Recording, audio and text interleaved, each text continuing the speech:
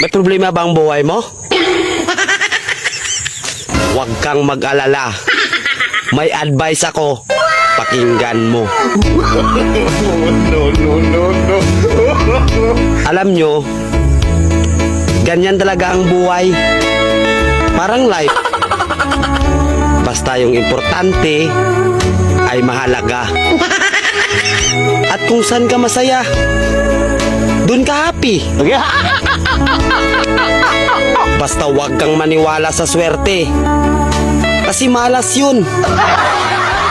Minsan ay sometimes. Kaya matuto tayong tumanggap ng acceptance. Halimbawa, for example, ang baby ay sanggol. So kung di mo intindihin, you don't understand. Basta kaibigan, lagi mong tatandaan that wherever you go are there. At the end of the day, ay gabi na. At alam mo, walang umaga sa Japan. Kasi lahat sila ay hapon.